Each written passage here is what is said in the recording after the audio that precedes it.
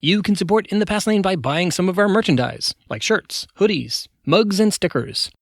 Just go to our website, inthepastlane.com. Thanks.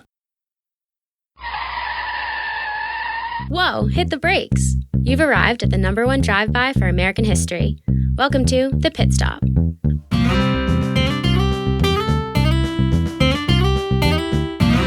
Brought to you by In the Past Lane, the podcast about history and why it matters. Here's Edward T. O'Donnell, your host and historian at large.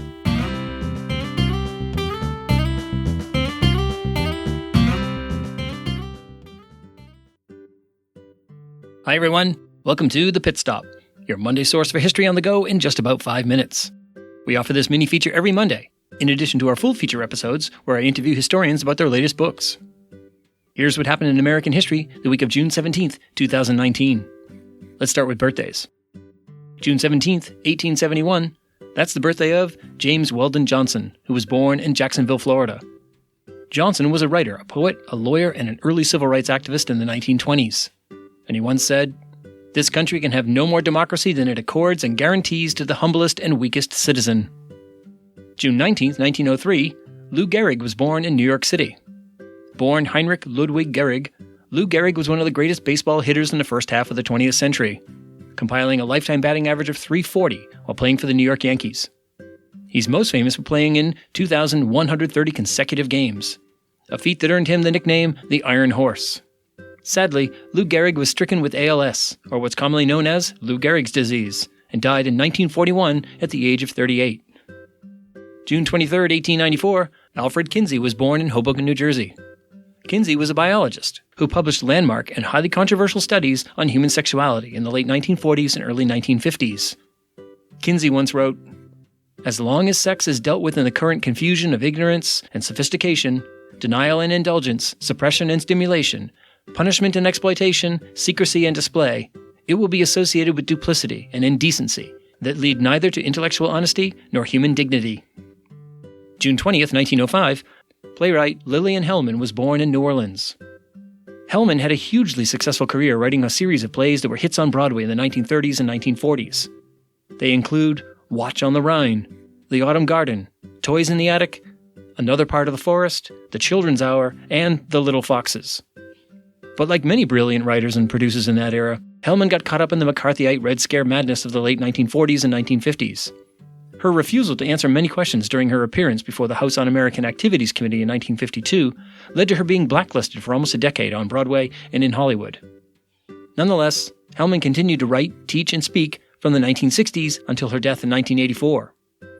Lillian Hellman once wrote, "We will not live in beautiful harmony because there is no such thing in this world, nor should there be. We promise only to do our best and to live out our lives. Dear God, that's all we can promise in truth." Okay, what about events? June 17th, 1775, the Battle of Bunker Hill took place. This battle was part of the colonial effort to stop the British siege of Boston.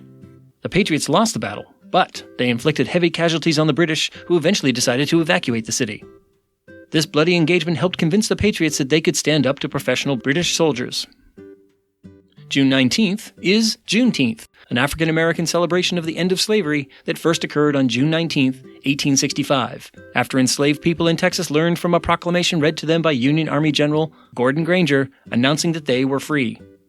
Ever thereafter, June 19th, or Juneteenth, has been observed by African-Americans as a day to celebrate their liberation. June 21st, 1877, 10 alleged members of the Molly Maguires were hanged in Pennsylvania. The Molly Maguires, or Mollies, were a secret society of Irish immigrant coal miners in Pennsylvania, who were alleged to have carried out acts of violence, including murder, against abusive mine managers. 10 more men were hanged over the course of the next year. While it seems likely that some of the Mollies were guilty, most of the men were victims of anti-Irish and anti-Union oppression. This week marks the anniversary of 2 famous inventions. June 21st, 1834, Cyrus McCormick received a patent for the mechanical reaper, which revolutionized American agriculture. And on June 23, 1868, Christopher Sholes patented his version of the typewriter. There were many other typewriters out there, but Sholes is the one that caught on. It featured his distinct keyboard layout, beginning with the letters spelling QWERTY across the top. June 20th, 1975, the blockbuster film Jaws opened in theaters. The thriller, about a rogue great white shark terrorizing a summer beach town, pulled in huge audiences, including a 12-year-old future historian who grew up on the Massachusetts coast. I continued to swim in the ocean that summer, but I was absolutely terrified, and the same was true for the next few summers. Jaws not only made film history, it also sparked an ongoing pop culture fascination with sharks that is best represented by the annual event, Shark Week. Okay, time for the last word.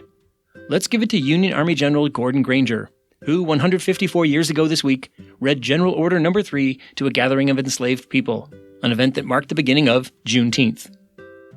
The people of Texas are informed that, in accordance with a proclamation from the Executive of the United States, all slaves are free.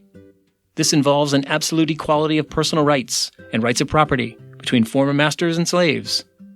And the connection heretofore existing between them becomes that between employer and hired labor. Okay, people, that's your history fix for the week. Now put it in drive and go make your own history.